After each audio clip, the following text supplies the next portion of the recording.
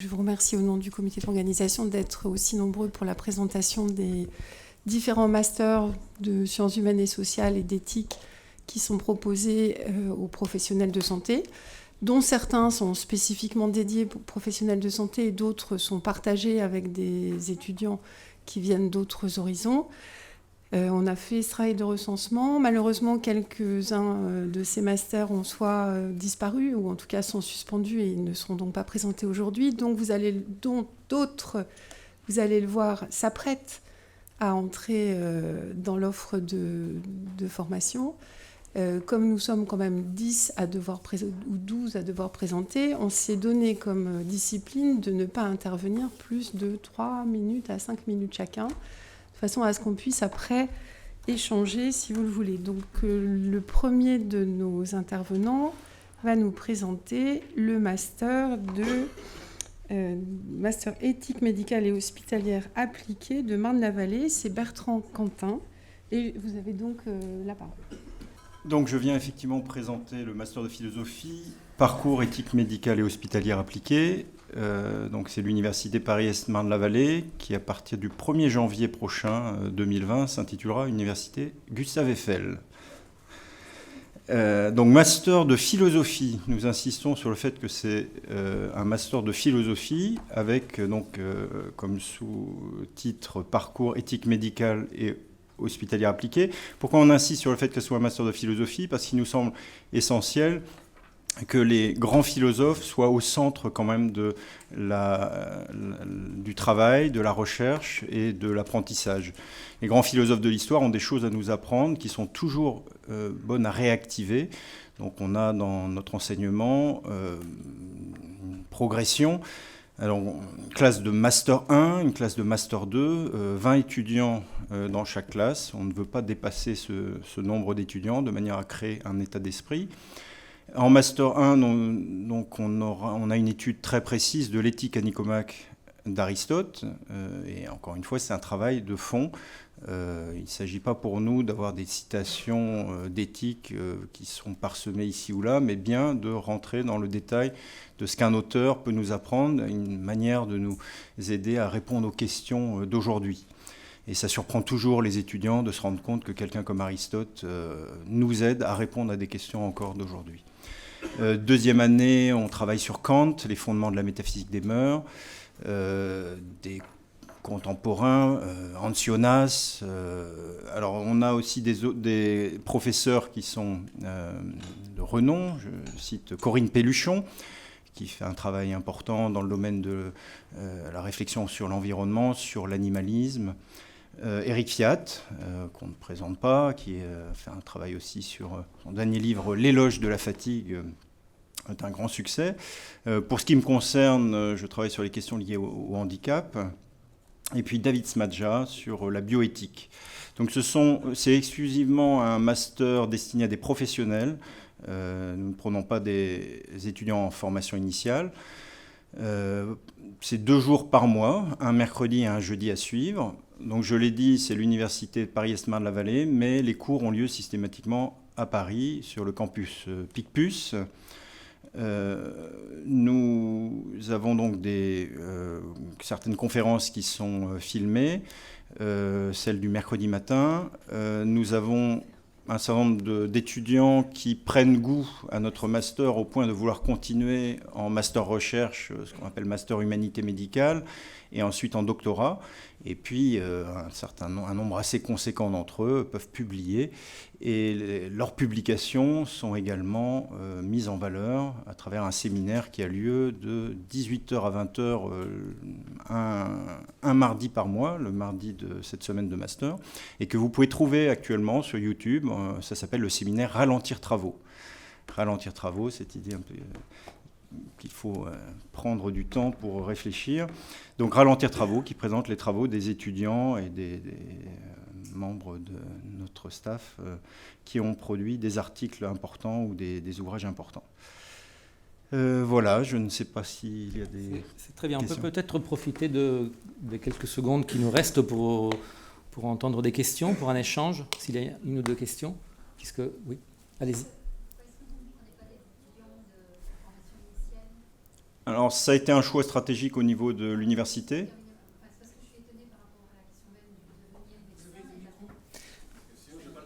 Oui, il faut des micros. Ouais.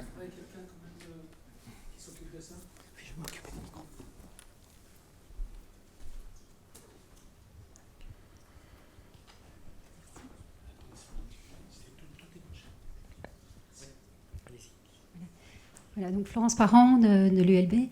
Donc je me posais la question, en effet, puisqu'on est sur la question du devenir médecin et d'une professionnalisation dès les premières années d'études, je travaille beaucoup sur le champ des compétences, et donc en effet, j'étais un petit peu étonnée que ce ne soit pas admis que des étudiants puissent participer en formation initiale, uniquement en formation professionnelle. C'était le cas à une certaine époque, et puis ça a été pour des raisons stratégiques remis en question. Il fallait que certains masters soient orientés pour des formations initiales, et Roberto pourra nous en parler aussi. Et puis certains masters sont plutôt orientés sur des personnels du monde hospitalier et médico-social. L'avantage que ça a pour nous, en tout cas, c'est d'avoir des personnes qui ont, pendant leur carrière, se sont frottés à des questions éthiques brûlantes, et ils viennent vers nous en ayant ces problématiques déjà en eux, et nous on leur apporte de la philosophie, et il y a un va-et-vient très riche entre eux et nous. On apprend beaucoup sur ce qui se passe sur le terrain, et eux ils apprennent beaucoup en voyant que la philosophie les aide à mieux poser leurs questions. Et c'est vrai que c'est un avantage qu'on a, qui ne serait pas tout à fait le même type de travail avec des élèves en formation initiale qui sont encore dans des travaux un peu théoriques, si vous voulez. Quelles professions de santé sont représentées ? Attends. Quelles professions de santé sont représentées ? Alors c'est extrêmement varié. En fait, on est très fiers de voir chaque année Alors il y a toute la hiérarchie possible, hein, du médecin, assistante sociale, infirmière. On a aussi des gens du médico-social. On peut avoir des directeurs d'établissement dans le médico-social, des psychologues. C'est très varié. Chaque année, on a des profils différents, des gens qui travaillent en pédiatrie, en gériatrie, en psychiatrie. Et c'est ce qui fait la richesse de nos promos, qui sont vraiment une osmose de gens d'horizons assez différents, mais qui se rencontrent enfin. Les infirmières disent chez nous qu'il n'y a que chez nous qu'on peut parler avec des médecins. Bien, merci beaucoup d'avoir joué le jeu, d'avoir tenu le temps. Merci pour ces questions. On va avancer pour pouvoir se préserver un petit temps de débat commun tous ensemble ensuite. Et donc maintenant, le master qui nous est présenté est le master de l'Université catholique de Lille. C'est Grégory Aiguier qui nous le présente. Et c'est la même règle du jeu. Il faut juste que je trouve... Voilà. Merci. Donc, je vous présente effectivement un projet de master consacré aux innovations en santé, puisqu'il devrait ouvrir, si tout va bien, en septembre 2020.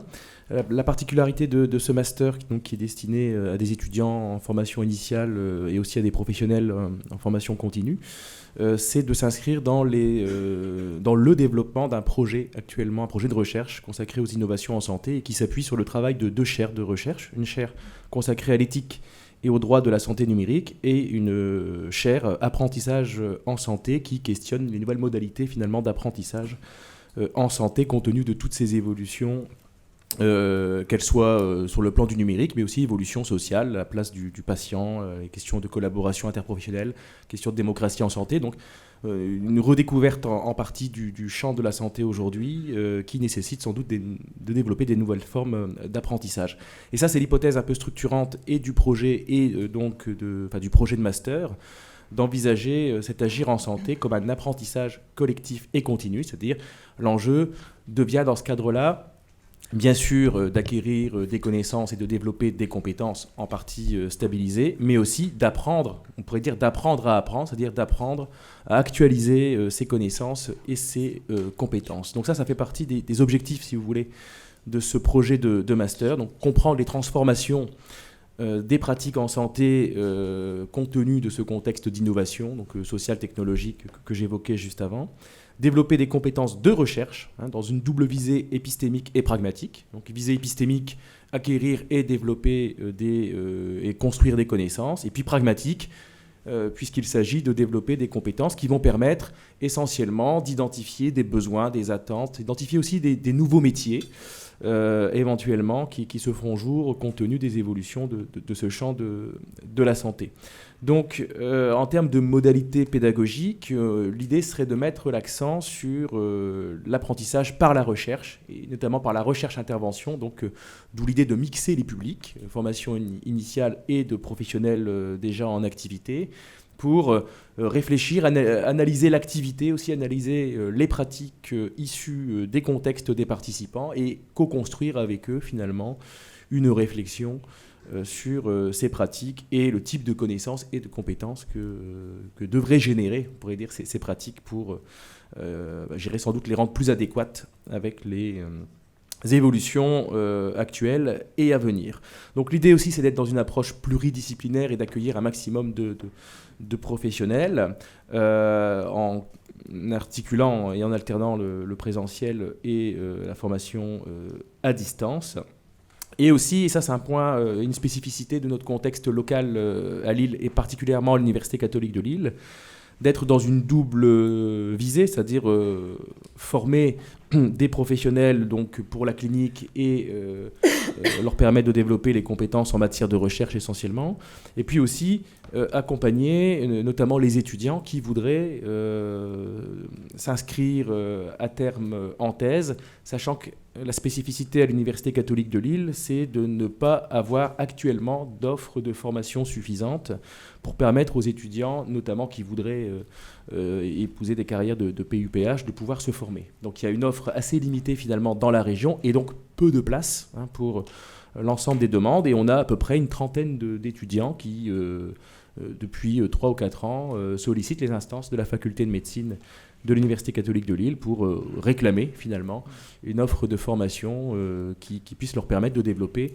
des compétences en SHS particulièrement, alors que l'offre de l'Université de Lille 2, donc la faculté publique, est plutôt dans le registre biomédical. Donc l'idée serait de proposer finalement en région de France une alternative à ce master plutôt en pratique biomédicale et d'ouvrir donc de proposer un master inscrit dans le champ des SHS et de l'éthique particulièrement. Merci infiniment. Le timing nous oblige à donner la parole tout de suite à Christian Bonin pour présenter le master de sciences politiques, parcours santé, environnement politique. Christian, c'est à toi. Merci beaucoup Roberto. Donc moi j'ai le plaisir de vous présenter un nouveau master qui fonctionne depuis cette année. À l'origine de ce master qui s'intitule Sciences politiques, donc c'est un master de Sciences Po Strasbourg avec un parcours aménagé santé et environnement politique, se trouvent 3 constats. Le premier, ça serait coopérer, c'est-à-dire intervenir ensemble sur un site. Le deuxième défi, c'est le lieu de cette coopération, ce théâtre, c'est les pratiques, les institutions et l'action publique en et autour de la santé. Et troisième défi, point de départ pour notre master, ça consiste à dire qu'on ne souhaite rien lâcher sur le plan des méthodes et de la méthodologie, dans un master qui vise néanmoins une certaine interdisciplinarité, ce qui me paraît un pari fondamental de l'Inter. Comment ça a été construit ? C'est une co-construction entre 2 institutions, la faculté de médecine de Strasbourg et Sciences Po Strasbourg. Donc un partenariat avec un diplôme délivré par Sciences Po, mais une partie de la formation est administrativement localisée en médecine. Donc on vise une double culture et une compétence professionnelle double.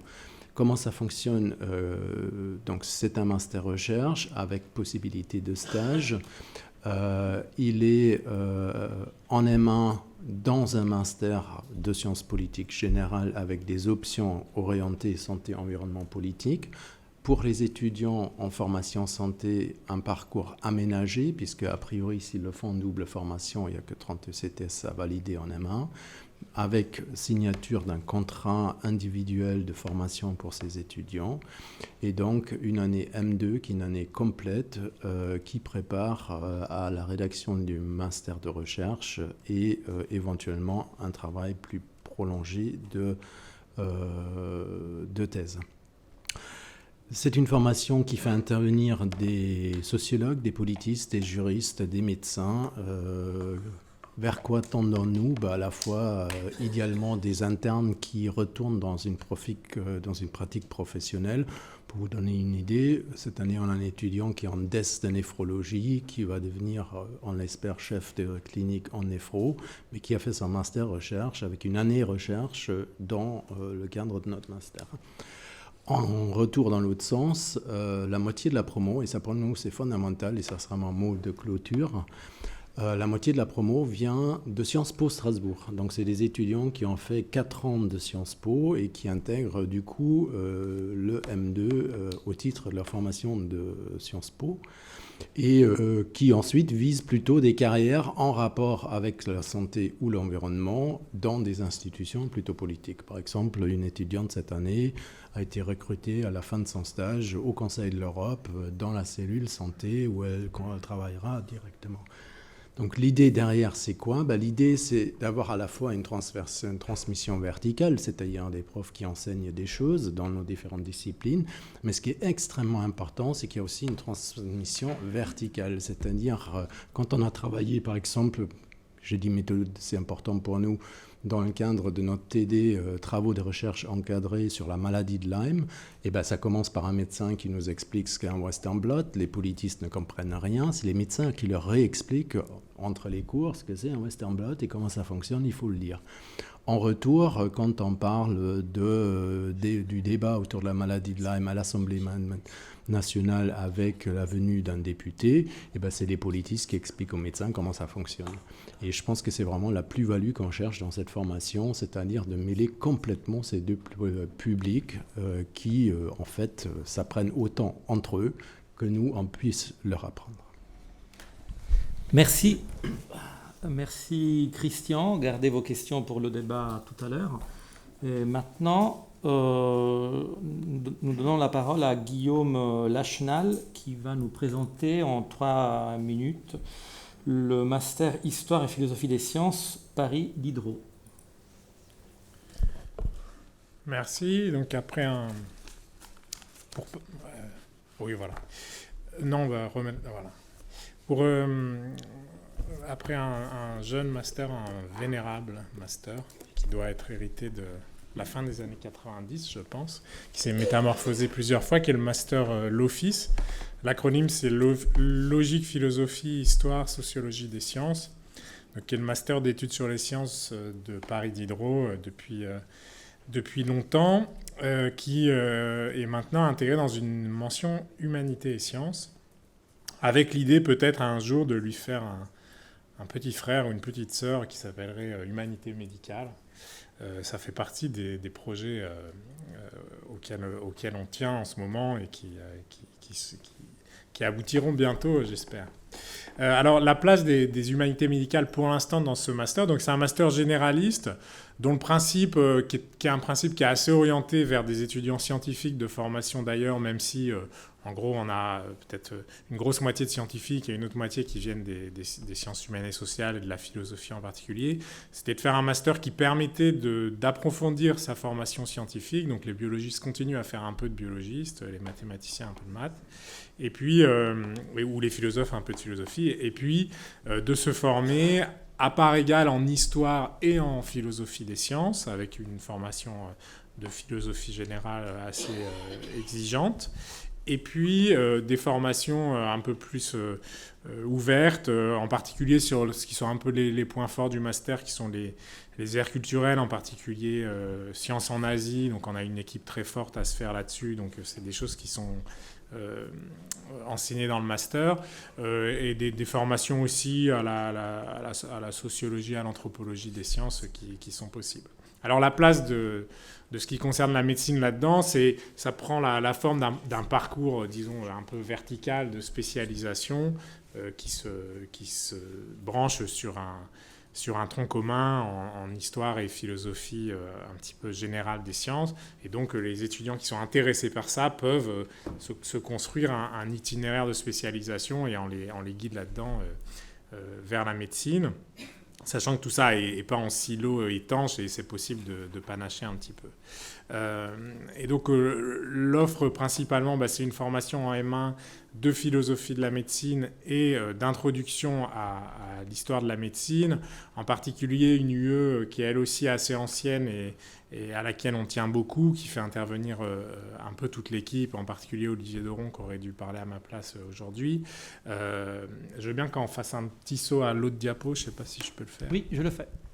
Voilà, c'est cette UE qui a été montée par Céline et qui a enseigné à l'hôpital Bichat, à la faculté Bichat, qui est une UE qui est pour l'essentiel suivie par les étudiants des masters santé de Paris Diderot, avec donc nos étudiants qui s'y joignent, et c'est une UE assez large sur l'histoire de la construction des maladies, des relations médecin-patient, des systèmes de santé. Bon, une UE d'introduction, mais qui est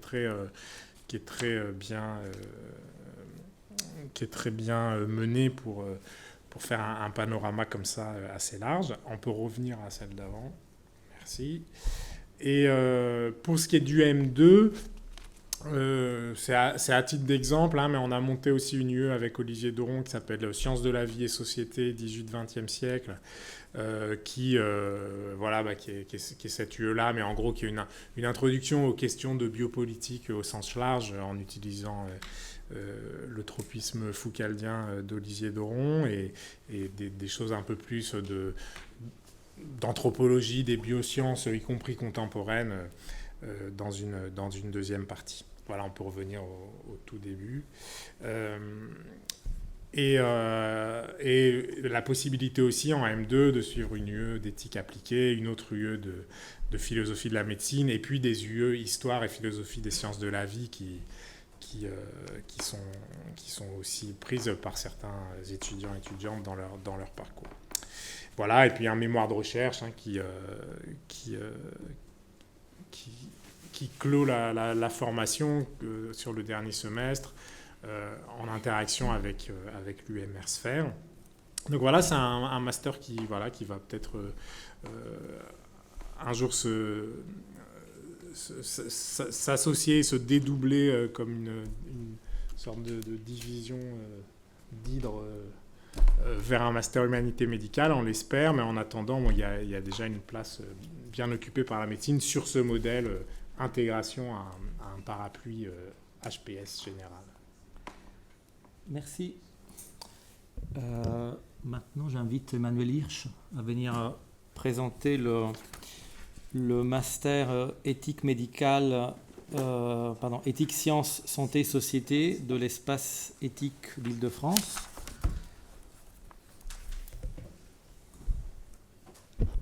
Merci de l'invitation. Bonjour à toutes et à tous.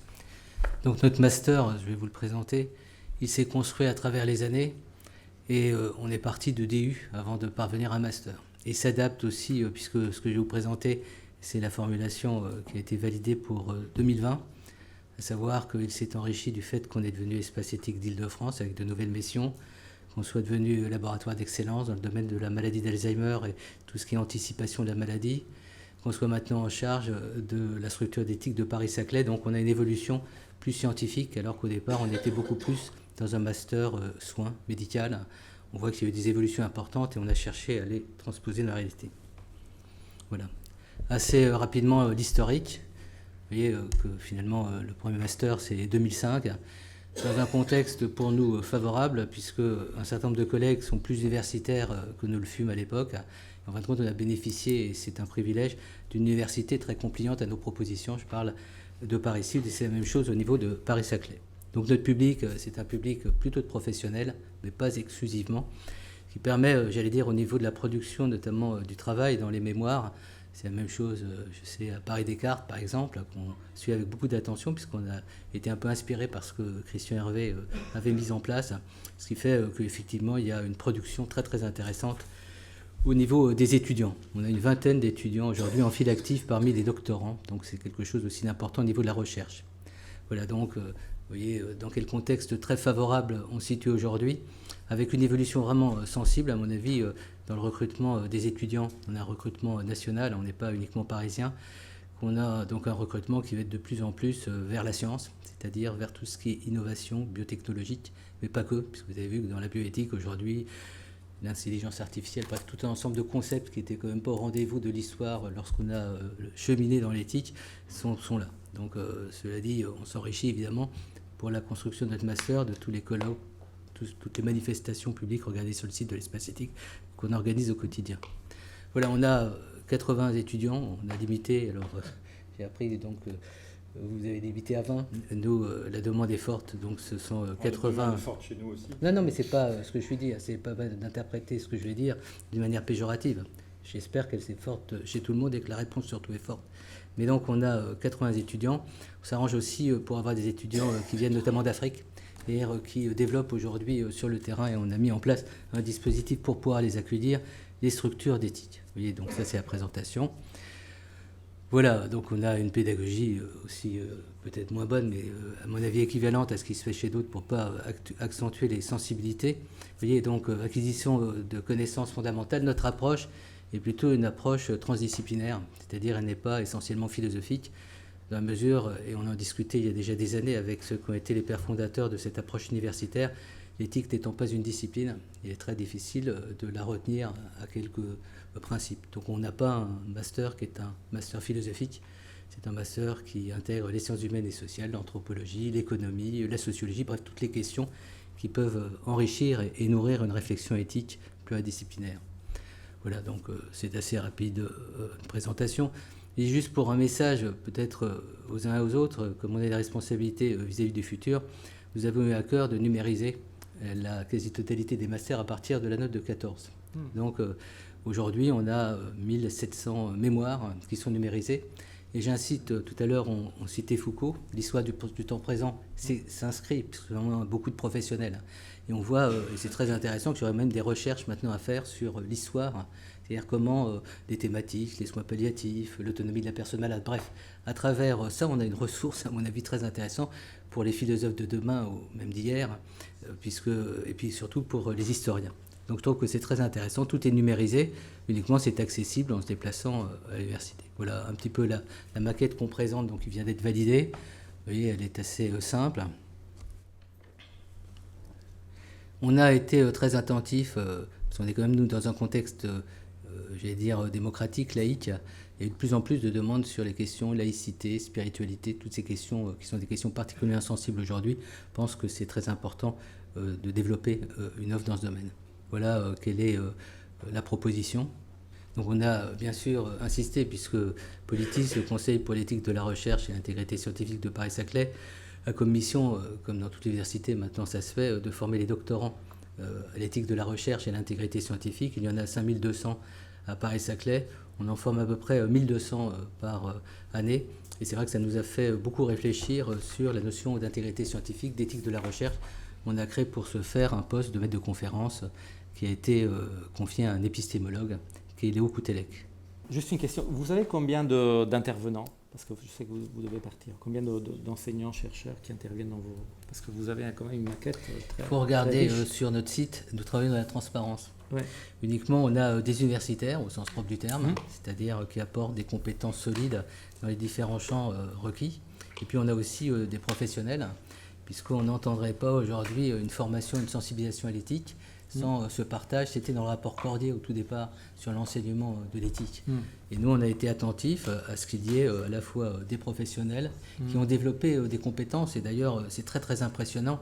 Quand on a débuté dans le domaine de l'éthique, on n'avait pas ce niveau de compétence et d'exigence, notamment dans toutes les sociétés savantes. Il n'y a pas un colloque aujourd'hui où la partie éthique n'est pas servie d'une manière extrêmement sérieuse. Et je pense que les uns et les autres, y compris d'ailleurs Marne-la-Vallée, ont contribué, vous voyez, je ne l'oublie pas, à former des gens qui sont des doctorants aujourd'hui et qui sont des docteurs, en quelque sorte. C'est-à-dire, il y a toutes sortes de professionnels et je pense que c'est à rendre véritablement, à mettre en évidence. Il y a toutes sortes aujourd'hui de professionnels qui ont acquis des vraies compétences, j'allais dire équivalentes à celles des grands spécialistes dans telle et telle discipline et qui enrichissent nos masters. Donc vous regarderez la composition sur le site de l'Espace Éthique. Merci. Marie-France ? J'arrive. Parce qu'il y a des absents qui figurent dans le programme, et Marie-France Mamzer et moi-même allons présenter rapidement les masters dont ils sont responsables. Donc le premier absent est Guillaume Durand. Alors, Guillaume Durand propose un master éthique qui est dans l'université de Nantes, accroché à l'UFR de lettres et langage, département de philosophie et faculté de médecine. Il a un parcours complet M1 et M2, 40 étudiants en M1, 40 étudiants en M2, et c'est un maximum. Le principe de ces enseignements repose là aussi sur la pluridisciplinarité. Une trentaine d'enseignants-chercheurs et de professionnels de la santé, en partenariat avec l'Université de Montréal et l'EHESP de Rennes, participent à ce master, qui est proposé soit en simple, soit en double cursus, avec la possibilité d'une formation à distance, 110 heures à 200 heures en M1, dédié à des enseignements spécifiques à la santé et aux sciences humaines et sociales, 200 heures en M2. Et le public concerné sont des étudiants en sciences humaines et sociales, en droit, économie, gestion, à condition qu'ils soient titulaires d'une licence ou d'un équivalent, les étudiants en deuxième cycle en biologie, les étudiants préparant le diplôme de formation générale de médecine ou de sciences pharmaceutiques, d'odontologie ou de maïeutique, et en troisième cycle, les étudiants et diplômés de l'IFSI, IFSS, enfin bref, un public que je vous laisse lire et qui est assez large, avec comme débouché la possibilité d'enchaîner vers une carrière d'enseignant-chercheur, chargé de mission en éthique, ingénieur de recherche, etc. Alors, je ne vais pas pouvoir répondre aux questions parce qu'il devait venir et il a eu un empêchement personnel, donc il m'a juste envoyé sa diapositive. Mais si vous avez des questions, je vous invite à vous rapprocher de lui. Très bien. Maintenant, Guillaume Grandazzi va nous parler du Master 2 Santé publique, parcours éthique en santé de l'Université de Caen. Merci beaucoup. Alors effectivement, nous avons un jeune master qu'on a ouvert il y a 2 ans. Et qui est... alors l'université n'a pas souhaité au départ qu'on ouvre un parcours complet M1, M2, une mention éthique en master. Elle nous a plutôt conseillé incité, on n'a pas eu trop le choix, à faire uniquement un parcours de M2, ce qui fait qu'on a adossé notre M1 à une mention existante, qui est la mention du Master Santé publique. Donc il y a un tronc commun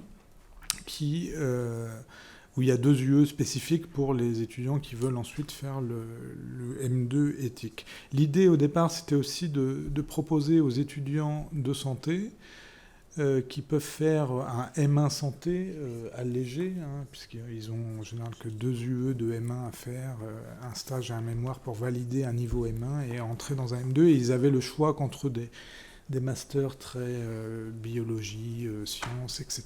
Et donc, ils n'avaient pas du tout d'offres en sciences humaines, alors qu'il y avait de la demande. Et donc, on a ouvert cette possibilité il y a 2 ans. Donc, on a une capacité un peu plus importante en M1, parce que le M1 est uniquement en formation à distance. Et une capacité de 15 étudiants dans le M2. Donc pour l'instant, on n'a pas encore atteint cette capacité dans les 2 premières promotions. Mais pour l'instant, on est à 12-13 inscriptions pour la rentrée prochaine. Donc on est assez content de cette évolution. Donc c'est un master, évidemment, comme tous les autres, pluridisciplinaire, et qui, comme certains autres, et notamment celui d'Emmanuel Hirsch, qui est vraiment un master adossé à l'espace éthique régional. Et là aussi, on avait un DU d'éthique, qui existe toujours, mais qui préexistait à ce master. Et je pense, ça pourrait faire l'objet d'une discussion après, mais je lance l'idée. Je pense que c'est important que les masters sur ces questions de sciences humaines en santé ou d'éthique en santé se rapprochent des espaces éthiques régionaux, parce que c'est aussi la mission de ces espaces de promouvoir la formation en éthique et la recherche en éthique. Donc il y a vraiment des liens à faire. C'est pas toujours facile ou possible selon les régions, Alors, il se trouve que, moi, je porte avec Grégoire Moutel, un collègue médecin, ce master, et on est aussi, tous les deux, on porte l'espace éthique un peu régional normand. Donc, les liens sont évidemment naturels pour nous. Et tout est un peu dans tout, un peu, je pense, comme en Île-de-France, où les choses se sont construites en même temps. Mais en tout cas, je crois que c'est un vrai enjeu. Donc, on a des étudiants à la fois en formation initiale et continue. L'idée, en tout cas, les étudiants qui viennent pas de santé, l'idée, c'est, on essaye de les prendre une fois qu'ils ont un autre M2. En fait, c'est un M2 complémentaire, parce qu'il nous semble, quand même si l'éthique se développe, et il nous semble que les débouchés dans le champ de l'éthique en tant que tel sont quand même pas si faciles que ça, et qu'on propose ça plutôt comme une double compétence, aussi bien pour les professionnels de santé que pour les étudiants qui viendraient de droit ou de sciences humaines, ce qui leur fait un acquis supplémentaire sur leur CV, et je pense qu'il fait vraiment sens pour nous de rajouter une deuxième année de M2 à des étudiants qui sont déjà titulaires d'un autre M2, ou alors des professionnels évidemment en exercice qui veulent faire un travail en éthique, c'est un master de recherche, donc un travail de recherche. On est assez attentif à l'idée que ce soit une éthique appliquée à des objets, avec un travail de recueil de données associé à une réflexion, mais qui débouche sur des travaux qui peuvent être poursuivis ensuite en thèse. Donc on est assez convaincus, nous, de l'idée de l'universitarisation d'un certain nombre de filières, notamment les sages-femmes, etc. Et on a aussi plusieurs sages-femmes qui font des thèses, du coup, en éthique. Et je pense que c'est vraiment aussi important. Donc voilà ce que je voulais vous dire. Merci. Merci beaucoup. Donc, Élodie Giroud n'est pas là, mais elle s'est arrangée avec Roberto qui va vous présenter son programme de master. Voilà. Donc je suis chargé de présenter un Master 2, mention philosophie, parcours, culture et santé. Nicolas Lechopier éventuellement pourra compléter, parce que comme il est de Lyon, s'il y a des compléments à ajouter, n'hésite pas à le faire. Donc c'est un Master 2 co-accrédité entre les universités de Lyon 3 et Lyon 1. Il y a 3 responsables: Élodie Giroud, philosophe, Evelyne Lasserre, anthropologue, et Pierre Fourneret, pédopsychiatre. Donc il s'agit d'un Master 2, essentiellement, qui recrute après un diplôme universitaire, un DU de philosophie de la santé. Dans la brochure, les deux, donc le DU et le Master 2, sont présentés comme presque une seule, comme faisant partie d'un seul bloc. 15 étudiants environ sont admis au DU chaque année, et 15 étudiants s'inscrivent en M2. Donc, la formation initiale est essentiellement une formation de philosophie. C'est le socle de base de connaissances qu'il faut avoir, c'est un socle de connaissances philosophiques, même si d'autres enseignants, plusieurs enseignants, complètent la formation en SHS par des cours d'histoire, d'anthropologie, de droit, d'éco-gestion, de médecine et de psychiatrie. Alors, on propose 6 UE de 24 heures d'enseignement présentiel chacun, et parmi ces 6 UE, les étudiants doivent en choisir 4. Donc ici, vous avez la liste: épistémologie de la médecine et de la psychiatrie, éthique et bioéthique, histoire et philosophie de la médecine, santé publique et société, philosophie du corps, anthropologie de la santé. Une seule UE est obligatoire, c'est l'UE de méthodologie de la recherche, et il y a aussi une UE d'anglais qui n'est pas mentionnée ici, mais qui est dans le livret. À l'issue du Master 2, il faut produire, comme dans tout Master 2, en tout cas de philosophie, un mémoire de recherche allant de 70 à 100 pages. Il y a un double tutorat. SHS médecine, ça veut dire qu'il y a donc la soutenance se fait, si j'ai bien compris, devant 2 représentants de disciplines différentes. Un stage obligatoire est obligatoire pour les étudiants issus des sciences humaines et sociales, mais pas obligatoire pour les professionnels de santé. Le public est formé essentiellement soit par des étudiants de philosophie, soit par des professionnels de santé, allant des infirmiers au cadre jusqu'aux médecins. Et les débouchés consistent en gros, à poursuivre les études la recherche par un doctorat de philosophie, donc non pas d'anthropologie ou d'histoire, pour les philosophes. Et pour les professionnels de santé, c'est en général pour évoluer dans sa carrière ou pour avoir un poste d'ingénieur en recherche clinique ou prendre part de façon plus active à des comités d'éthique et à des groupes de recherche en SHS. Voilà.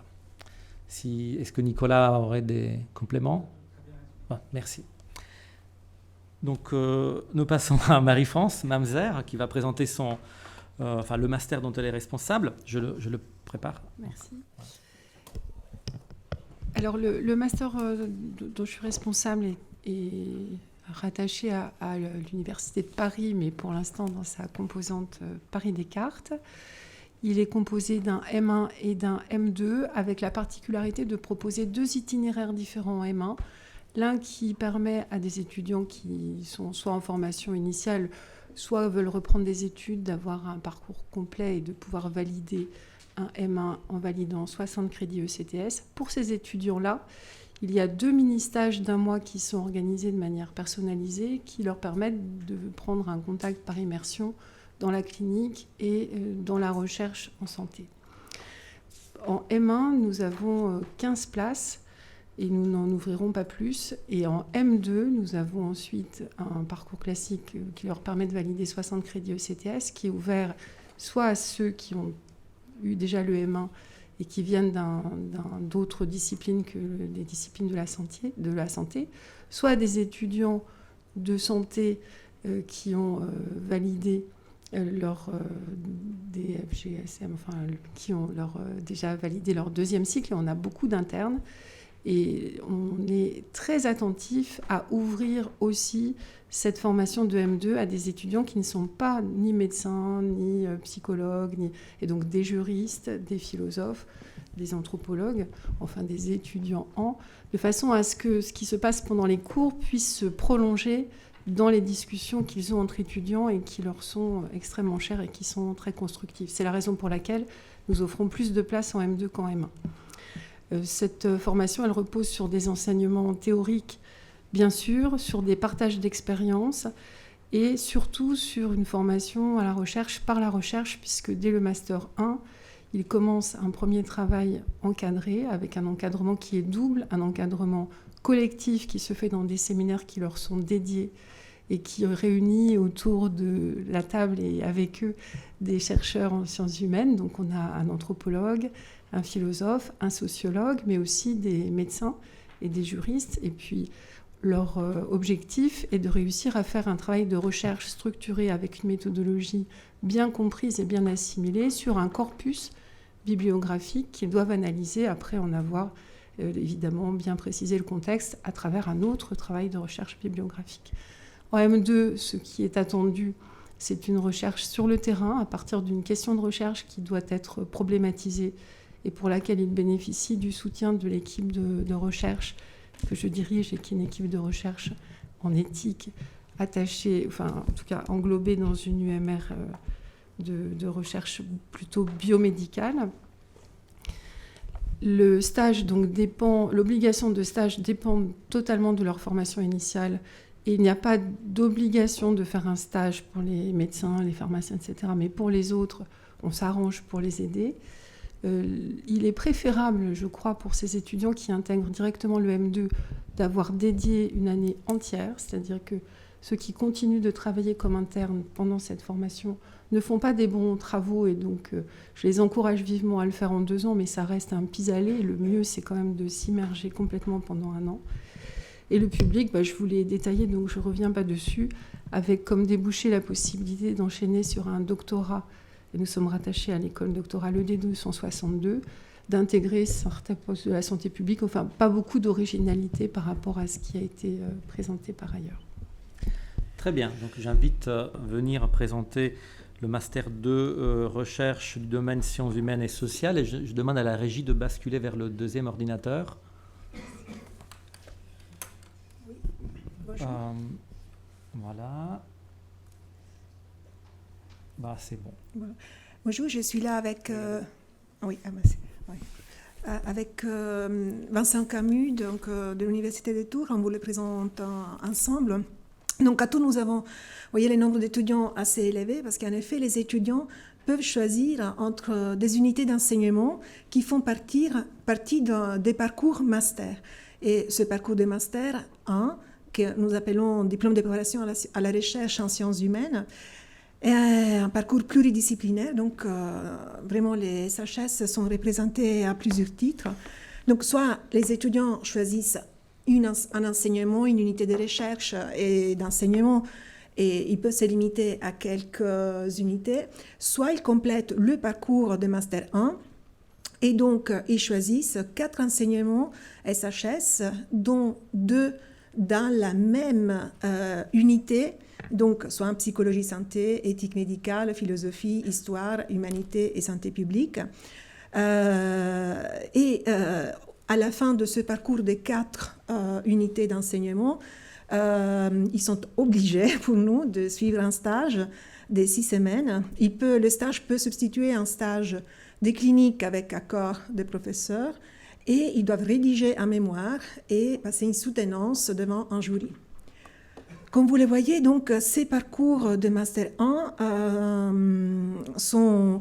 on va vers le pluridisciplinaire, hein, on invite les étudiants un peu à mélanger les unités d'enseignement, mais on a en psychologie cognitive et développement mental, la psychopathologie clinique, la psychologie du travail et de la société et gérontologie. En éthique médicale, nous avons un module sous début et fin de vie, philosophie de l'éthique, éthique et droit médical et l'éthique du sujet. Ce parcours d'éthique médicale est porté par Béatrice Birmelet, qui est la directrice de l'espace éthique, et donc encore en lien avec les espaces éthiques régionaux.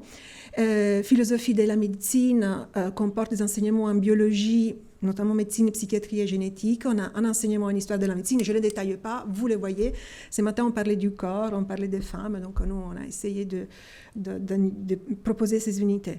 On a la possibilité des parcours de Master 2 en santé publique et en neurosciences, et aussi deux doubles cursus entre histoire et patrimoine.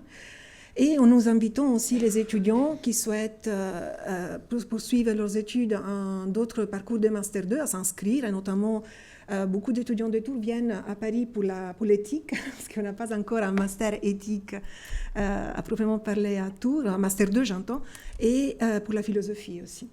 Et donc actuellement, nous avons une trentaine d'étudiants qui sont inscrits en parcours de Master 1 et Master 2. Et vous voyez, donc, on a une trentaine d'enseignants, entre 30 et 40, ça varie.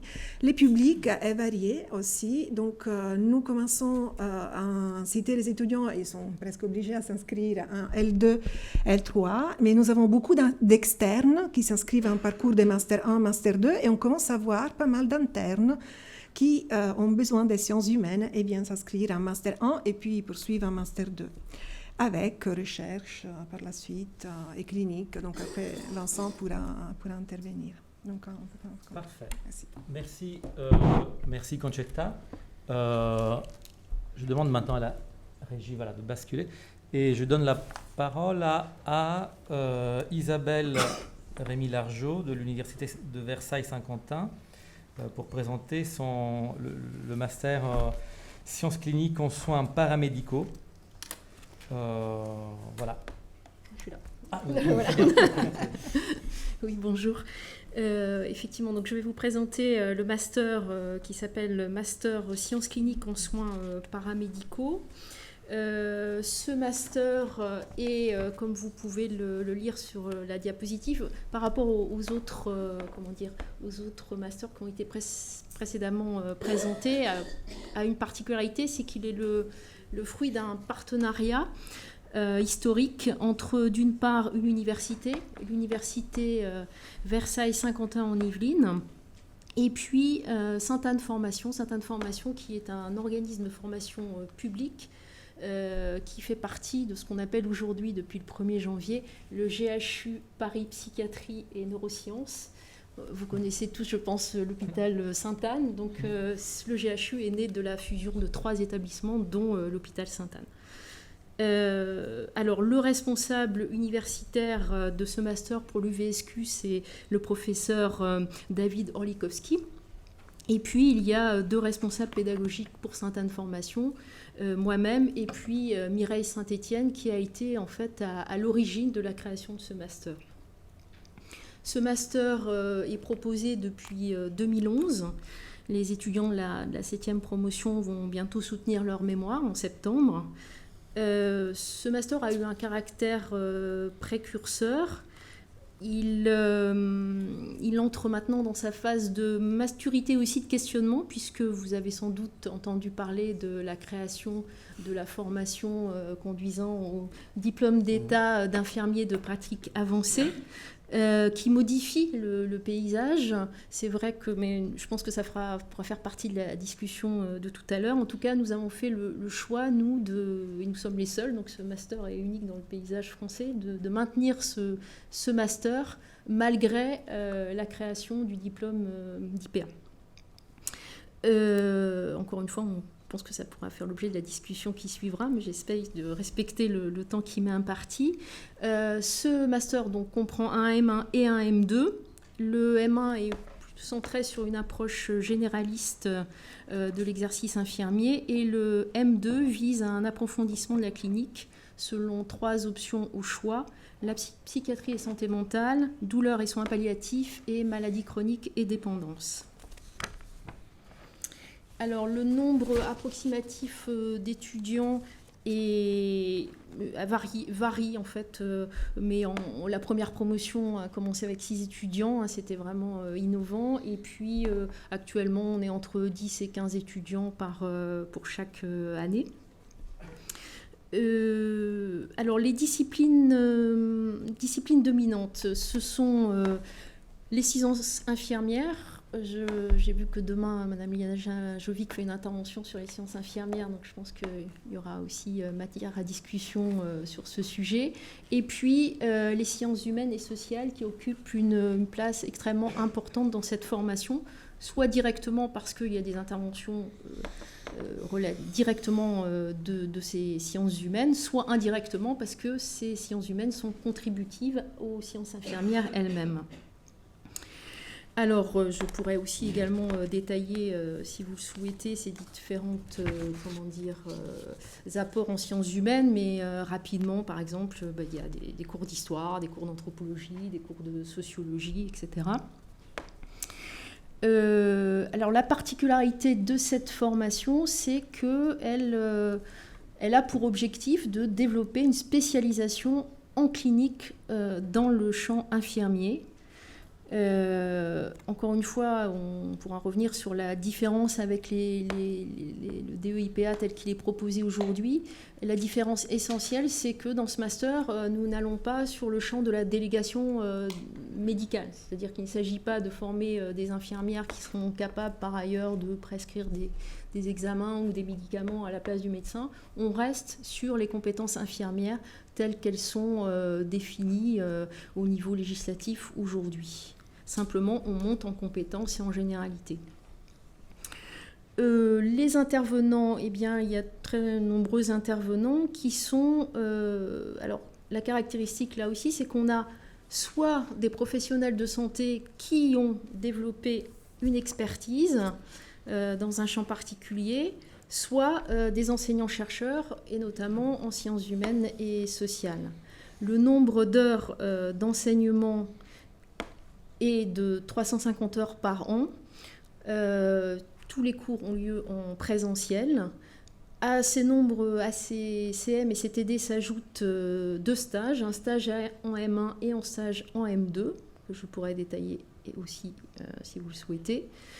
Il n'y a donc pas de possibilité de suivre la formation à distance. Le public, la caractéristique de ce master, c'est qu'il s'adresse uniquement à un public infirmier expérimentés. On attend au moins 4 ans d'expérience et ayant une formation, et déjà une formation complémentaire type DU par exemple, dans soins palliatifs. Et je vais conclure. Les débouchés, les débouchés principaux, c'est l'exercice de la fonction de spécialiste clinique, infirmier, mais aussi, je pourrais y revenir, ça peut permettre de développer, de prendre des postes en termes de formation, de gestion et également en termes de recherche avec la possibilité de poursuivre, puisque c'est bien un master, de poursuivre dans le cadre d'un doctorat. Pour l'instant, dans un doctorat qui n'est pas un doctorat en sciences infirmières, puisque cela n'existe pas encore en France, mais dans d'autres disciplines, en espérant bientôt que ce doctorat en sciences infirmières qui est attendu depuis de nombreuses années verra le jour prochainement. Je vous remercie.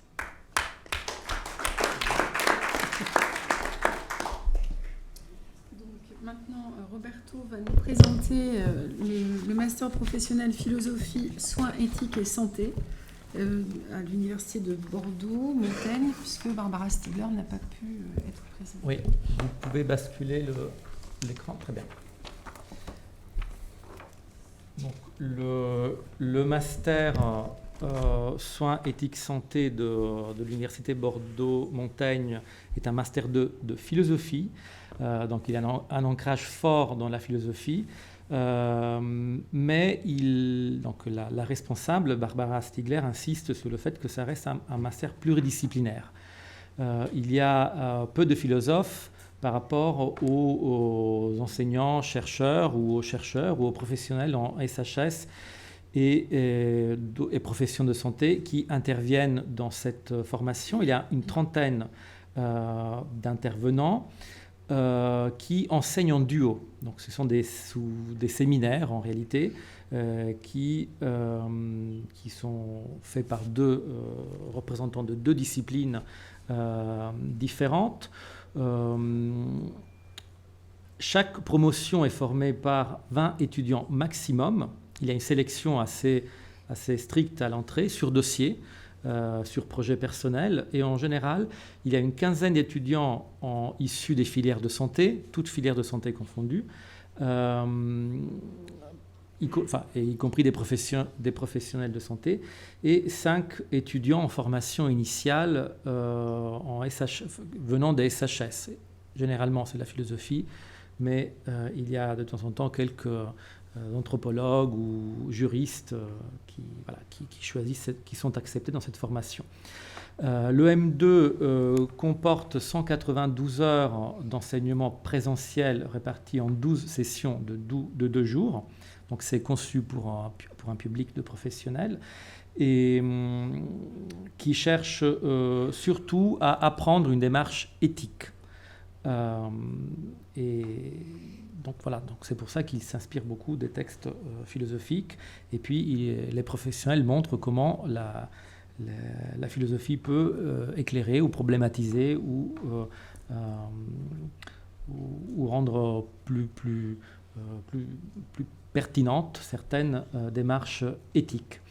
Parmi les particularités, la brochure et puis la responsable même soulignent l'ancrage régional, parce qu'il y a des financements de la région. Il y a aussi une participation importante de professionnels de la région de Bordeaux, ou la ville de Bordeaux, et il y a aussi un partenariat avec l'université de Laval, au Canada. Les débouchés sont à peu près les mêmes qui ont été mentionnés, donc doctorat, recherche pour les étudiants en philosophie ou SHS en général, mais pas que, et métier de la médiation, de la formation et de l'encadrement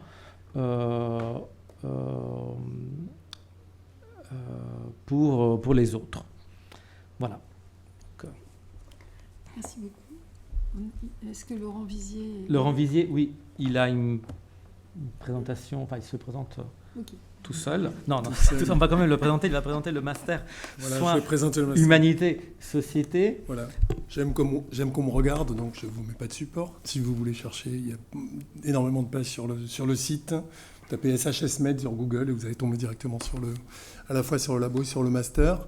Donc on a ouvert il y a 9 ans au sein de la faculté de médecine de Montpellier un master donc, qui s'appelle Soins, Humanité et Société. Vous aurez remarqué que ça fait SHS.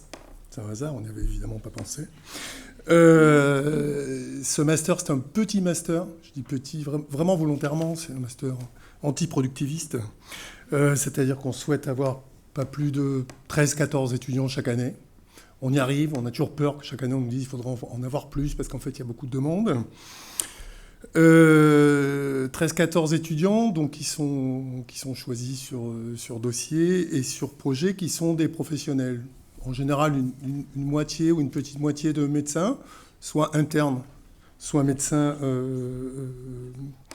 thésés en exercice, et puis une autre moitié de professionnels de santé, sages-femmes, kinés, cadres infirmiers. Il y a d'ailleurs 2 anciens étudiants du master qui sont là, enfin pas dans la salle, mais qui étaient là ce matin, un médecin et une sage-femme. C'est un master qui est entièrement en présentiel. Là, je vous parle essentiellement du M2, parce que le M1 se fait dans le cadre des études médicales et il est ouvert plutôt dans le cadre de la formation initiale aux étudiants en médecine qui font 100 heures et un mémoire de recherche, un mémoire bibliographique. Voilà. Donc, ce sur quoi on se concentre essentiellement, c'est sur la partie M2, là, dans ce que je présente maintenant. Alors, quand je dis master petit, oui, ça compte beaucoup, on y tient. C'est une petite salle qu'on a choisie, qu'on a organisée au sein du bâtiment historique de la faculté de médecine, puisque la fac est partie loin vers les hôpitaux, comme dans beaucoup d'endroits. Et nous, on a gardé ces lieux qui sont quand même assez majestueux. Donc, les sciences humaines et médecine gardent le lieu, si j'ose dire, ce qui n'est pas que désagréable, je dois vous dire. Et les étudiants sont aussi ravis de venir à cet endroit-là pour un master qui est un master interdisciplinaire, qui est atropisme, socio, anthropo, Sciences Po, une part philo. Hein, ça va? J'ai dit comme il fallait. Alors, l'équipe d'enseignants est aussi une équipe globalement réduite.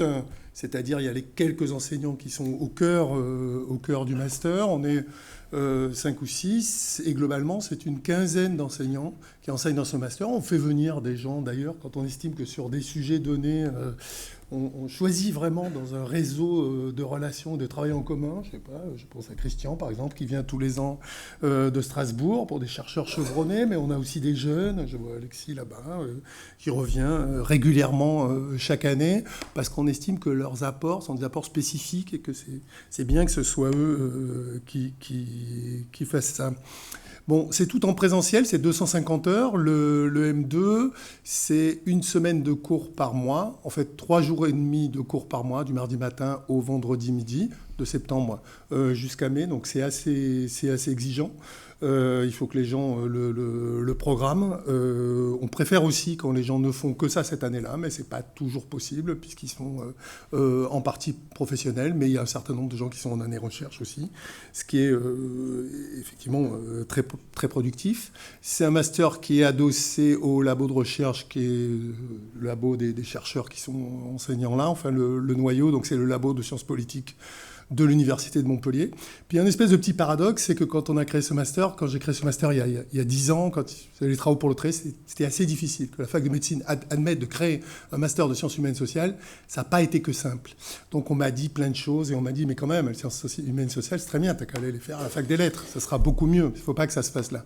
Et puis on a finalement réussi à monter cette affaire, ça fonctionne bien, ça fonctionne très bien depuis 9 ans. Et puis, en fait, les masters de médecine, les masters biologie-santé, ils sont tous partis en fac des sciences. Hein, donc, en fac de médecine, il reste qu'un master, celui-là.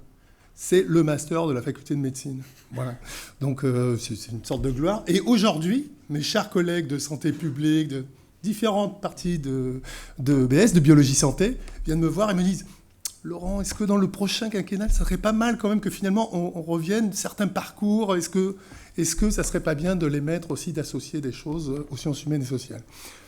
Voilà, bon, c'est une question peut-être de rapport de force. On est ravis de petites choses, hein, voilà, comme ça, puisqu'on est dans un lieu de sciences politiques. J'ai fini dans 30 secondes. On tient beaucoup à la question de l'interactivité, c'est-à-dire que cette année de Master 2, c'est vraiment un moment dans lequel se crée quelque chose entre les étudiants, entre cette promo d'étudiants. Je répète, ils sont peu nombreux.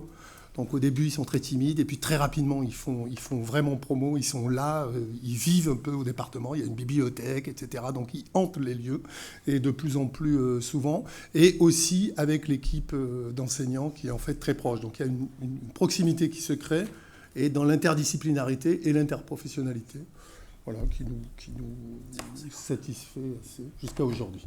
J'ai fini. Merci beaucoup Laurent. Maintenant, nous avons la dernière présentation par Jean-Christophe Weber de l'Université de Strasbourg qui nous présente le master éthique et société. Voilà. Bien, merci. Donc à Strasbourg, il y a un master mention éthique qui existe depuis 15 ans, qui existait avant la fusion en une seule université et qui était porté par les 3 universités que comportait Strasbourg. Et actuellement, avec les différentes refontes, les différents plans, on a actuellement 4 parcours. Un parcours éthique, société et droits de l'homme, un parcours bioéthique, éthique du vivant, éthique clinique. Ces 2 parcours fonctionnent en tronc commun pour la première année et se différencient en deuxième année. Il y a un parcours pour des professionnels exclusivement de gérontologie et un nouveau parcours international qui n'ouvrira qu'en 2020.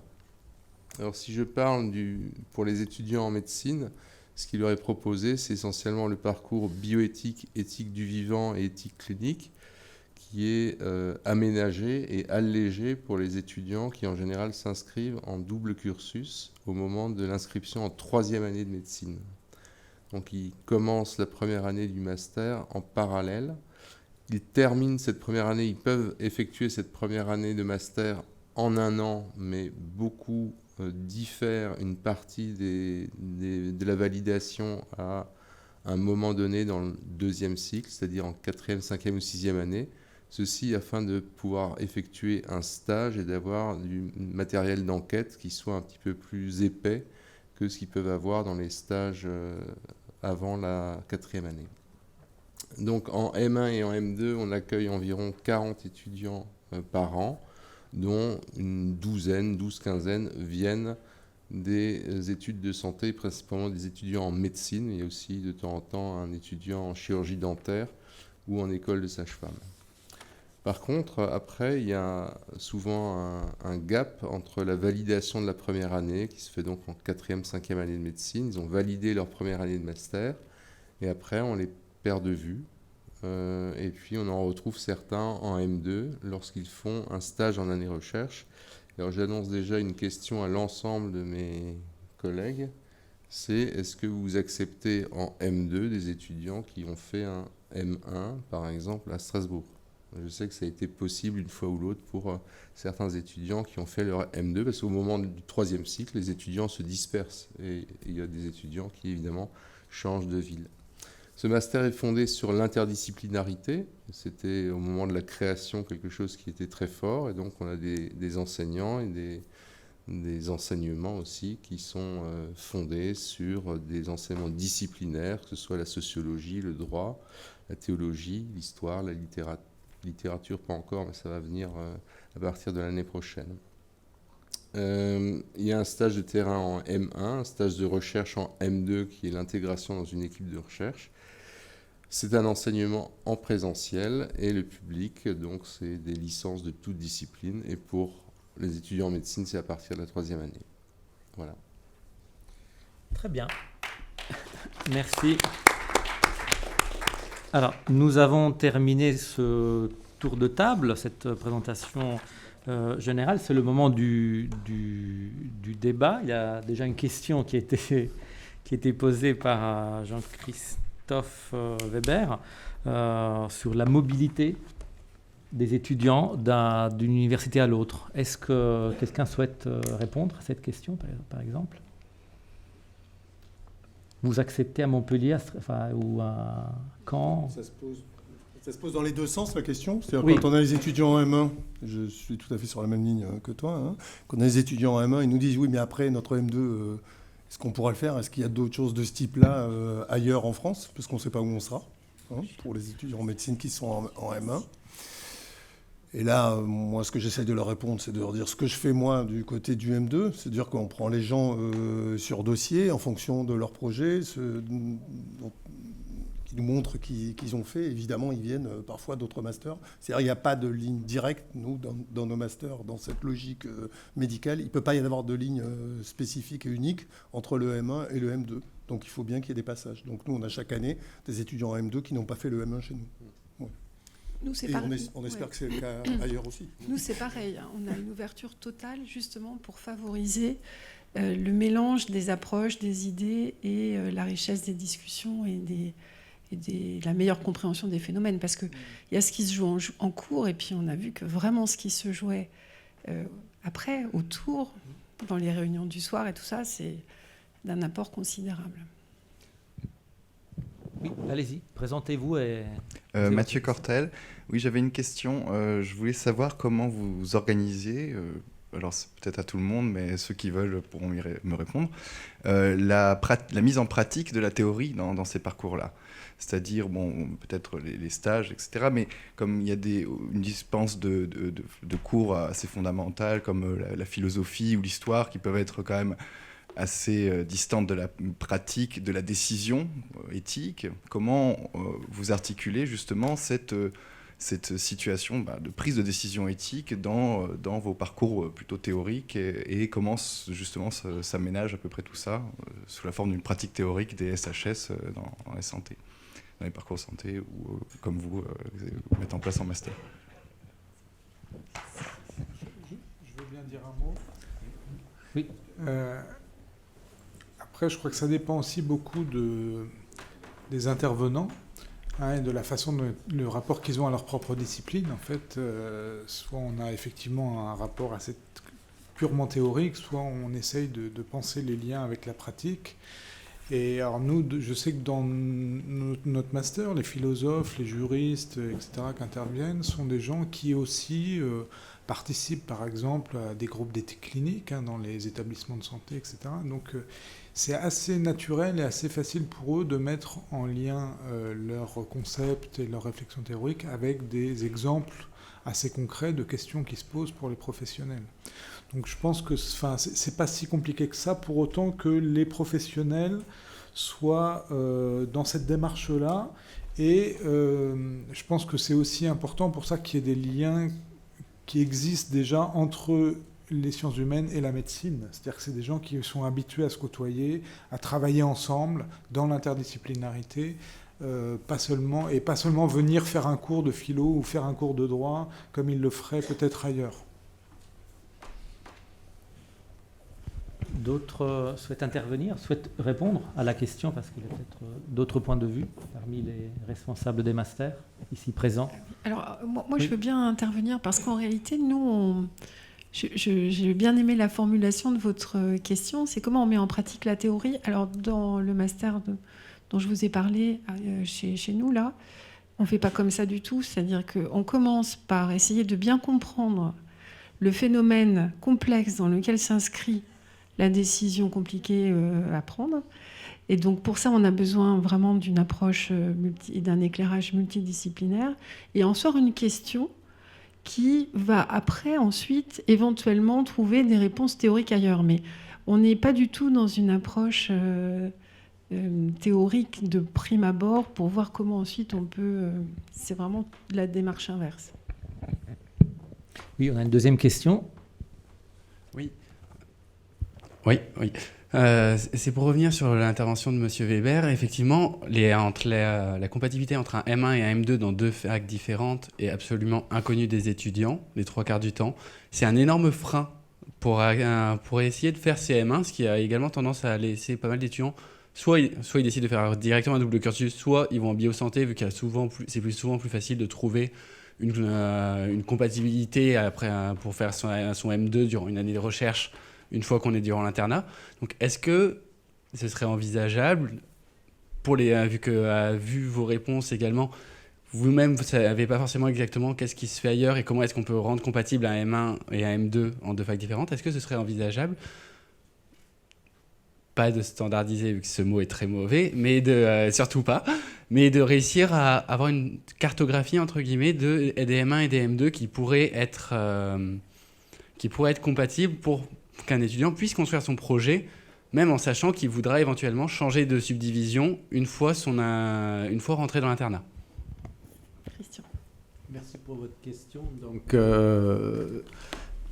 je pense que l'organisation de cet après-midi est précisément le début d'une réponse à votre question. Si on a tenu dans le cadre du colloque de cette année d'organiser une après-midi, et je remercie Roberto et Marie-France de l'avoir réalisé, c'était précisément le point de départ, c'était de dire ils font... Si on travaille pour les étudiants, a priori c'est mon avis, il faut qu'on puisse vous rendre compatible ce qu'on vous propose avec vos parcours et vos trajectoires individuelles. Donc on sait très bien que 50% changent leur lieu de vie et de centre de vie après, ce qui n'aura plus bientôt, mais ça changera quand même sous une forme ou sous une autre. Et dans ce cadre-là, l'idée, c'était précisément de dire, faisons une cartographie, donc là c'est un début, on a un ensemble d'une panoplie de formations qui se distinguent et qui se ressemblent pour certains. Alors, à la question de la standardisation, moi, je vais vous répondre la chose suivante. Dans mon master Sciences Po médecine à Strasbourg, on fait un accompagnement individuel de chaque étudiant qu'on inscrit en M1. On fait un plan de formation individuel, un contrat de formation individuel, un par un. Donc, je ne crois pas qu'on a besoin de standardiser nos diplômes à cet endroit-là. On a besoin d'individualiser vos parcours de formation, de dire, vous venez d'où, vous voulez aller où, de quoi avez-vous besoin pour pouvoir réussir ce que vous voulez faire.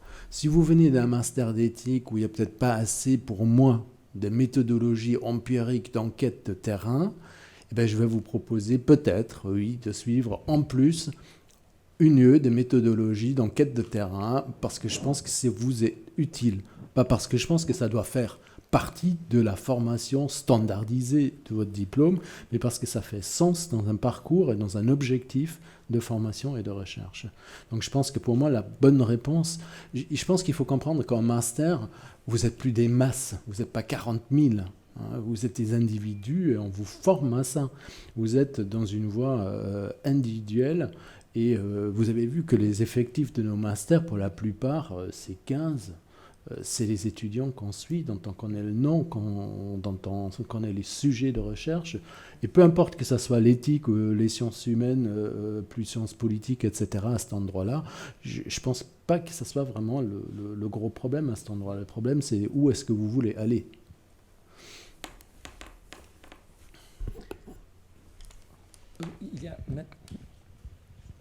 Oui, bonjour, Agatha Zielinski, je suis maître de conférence en philosophie à la faculté de médecine de Rennes.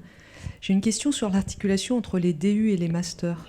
Je viens de monter un DU en éthique de la santé et il y a des étudiants au bout de l'année qui ne rêvent que d'une chose, c'est de poursuivre en master. Voilà, je vois qu'à Lyon, le parcours semble aller de soi. Je ne sais pas s'il y a d'autres pratiques ou s'il y a une réflexion possible à articuler là-dessus.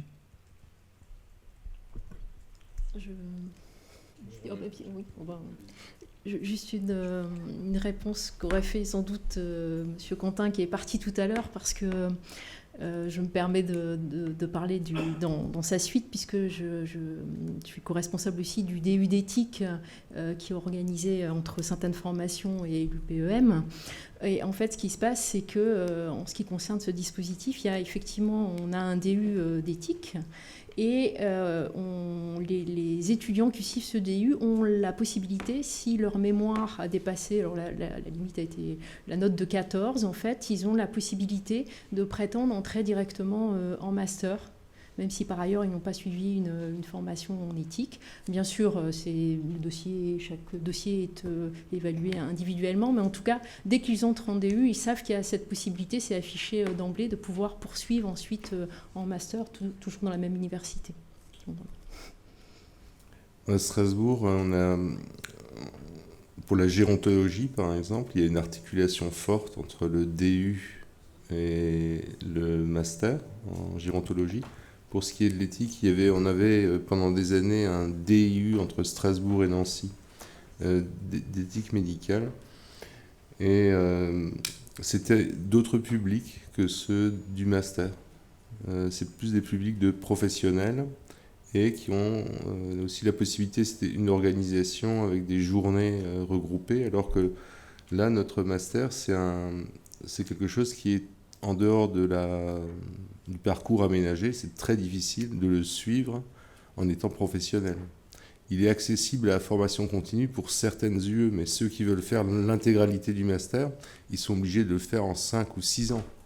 Donc c'est extrêmement difficile parce que une bonne partie des enseignements sont des enseignements qui sont piochés dans différentes composantes. Tout n'est pas organisé dans le centre d'éthique.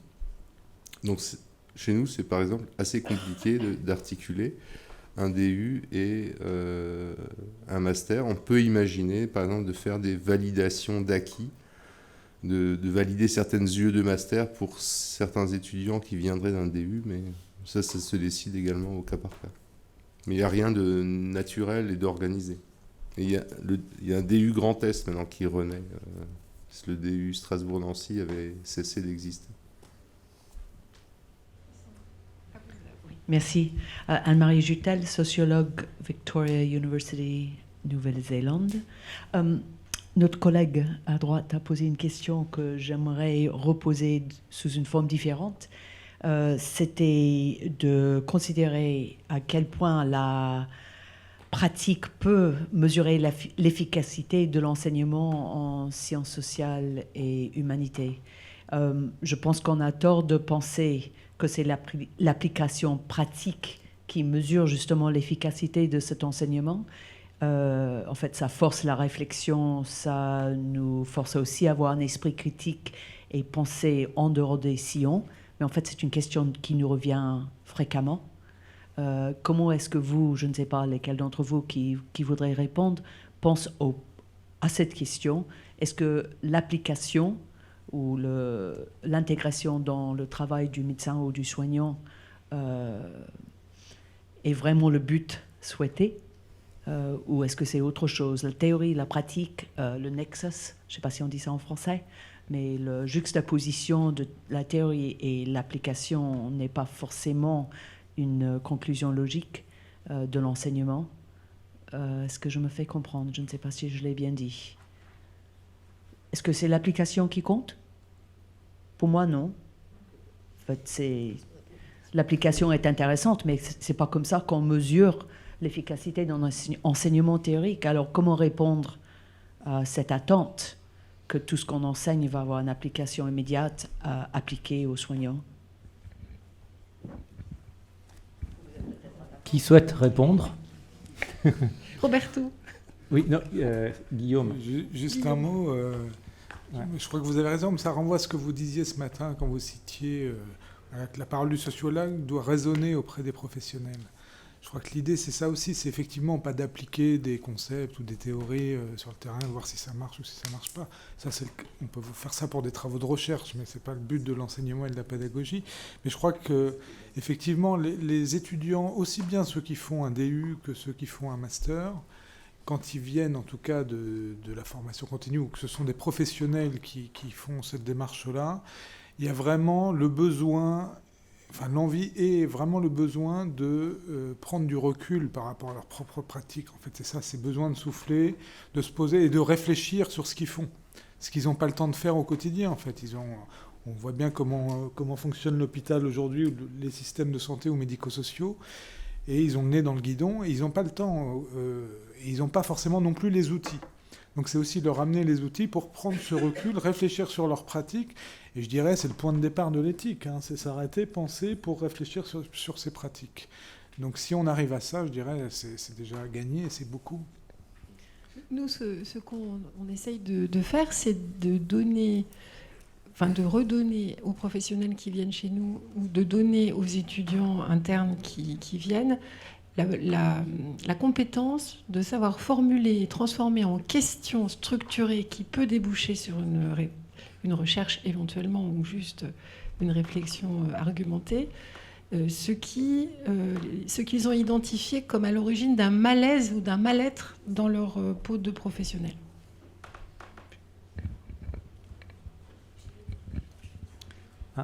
Oui. Moi, j'ai une question rapide. Allez-y, sinon, mais...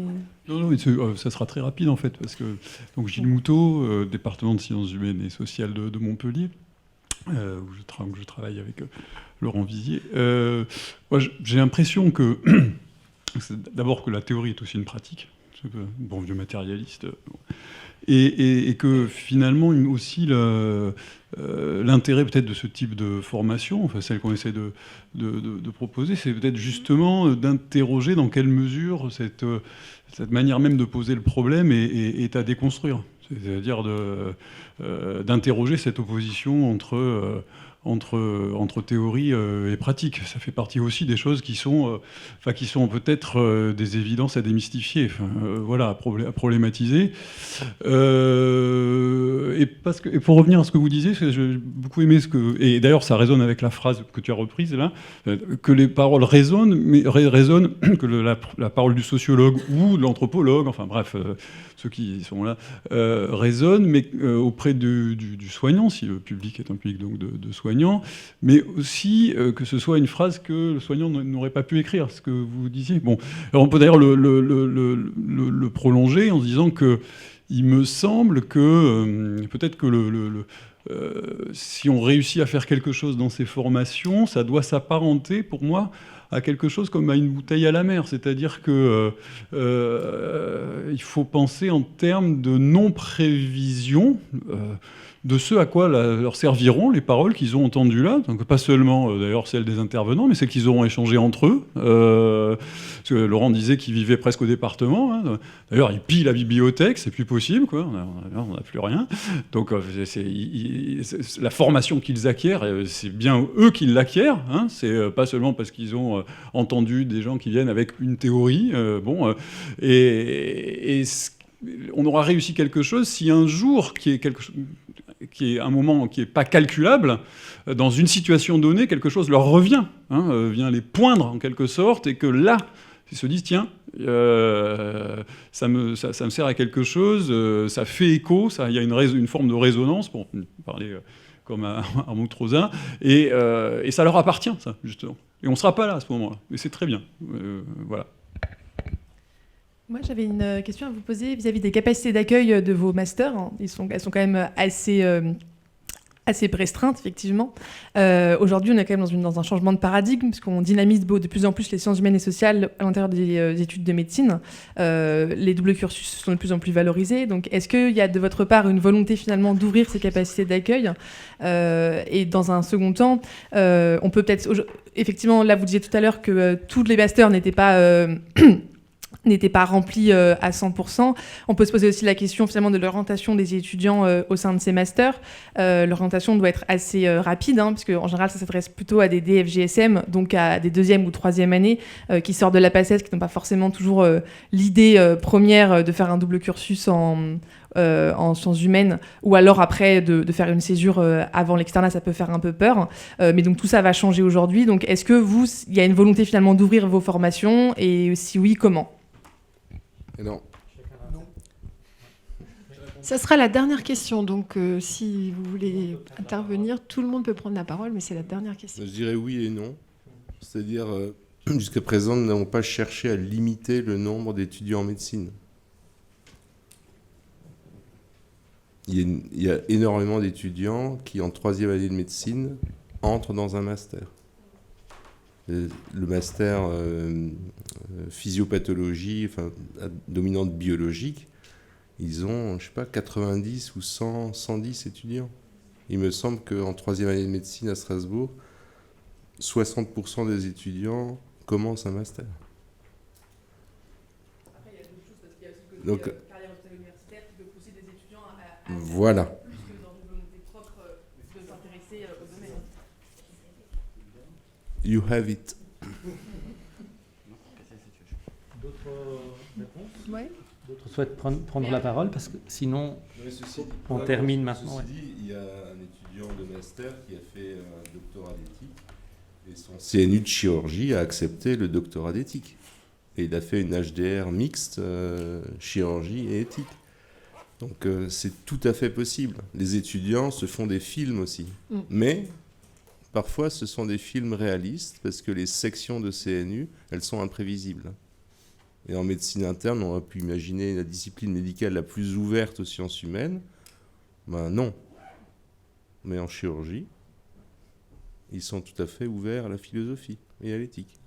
Oui, mais puis moi je voudrais rajouter, il n'y a pas que le bon vouloir du CNU aussi, il y a la qualité du travail et de l'investissement de l'étudiant. Parce qu'un certain nombre d'étudiants considèrent que moi j'ai besoin d'un Master 2, alors je vais aller en éthique, ça va être vite fait, bien fait, je vais le faire à la Monsieur Jourdain, de toute façon l'éthique c'est quand même que du bon sens. Ils ne s'investissent pas, ils ne prévoient pas de s'investir. Et derrière, ça dévalorise nos diplômes, enfin, maintenant on ne les donne plus, ces diplômes-là, mais il y a quand même...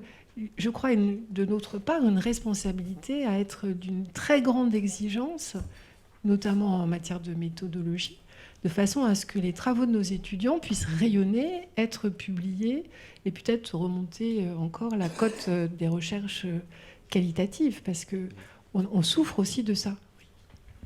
J'avais une remarque par rapport à ça, à cette question. La difficulté quand même à laquelle on est confronté aussi, c'est nous qui sommes un jeune master. Cette année, par exemple, on avait 40-45 étudiants en M1 et on en avait 5-6 en M2 parce que voilà, c'est le début. Donc le problème, c'est que ça fait quand même 46 mémoires de M1 à encadrer, etc. C'est pas évident au niveau ressources humaines. Et puis ces M1 qu'on a cette année, on les aura pas l'an prochain en M2 puisqu'il y a cette fameuse césure propre aux études médicales entre le M1 et le M2. Alors ils partiront peut-être ailleurs, on en retrouvera quelques-uns, mais ce sera pas avant 3 ou 4 ans. On en aura peut-être d'autres d'ailleurs. Et on est obligé de faire attention à nos capacités d'accueil aussi, parce que l'université étant ce qu'elle est, quand on fixe une capacité d'accueil à 30 et qu'on n'en a que 15, eh ben, l'université peut nous dire, écoutez, ça ne va pas, votre diplôme, là, vous ne remplissez pas.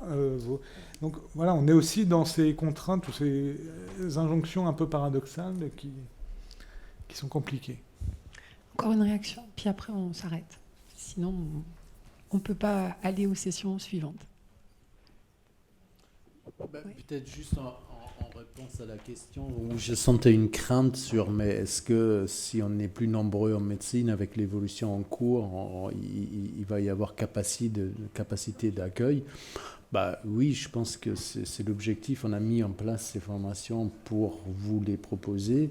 Le jour où on constate qu'il y a plus de demandes que d'offres, je pense qu'on va chercher à trouver des solutions, à y répondre sous une forme ou sous une autre. Je pense qu'on est dans un paysage qui est tellement évolutif actuellement. C'est déjà bien de faire un inventaire, de savoir où on est. C'était le but de cet après-midi, un peu, de harmoniser quand même les filières et les passages. Que moi je sais, quand un candidat de chez moi en M2, il vient de je ne sais pas d'où, mais je sais quelle formation c'est, même moi je situe, parce que je ne situe pas forcément, et vous savez où vous éventuellement pouvez aller. Je pense que c'était le début de cet après-midi. Maintenant, il y a plein de choses qui changent. Je pense qu'on va essayer de s'adapter le plus possible à tous ces grands changements qui nous attendent dans les quelques années à venir. Merci. Merci. Merci.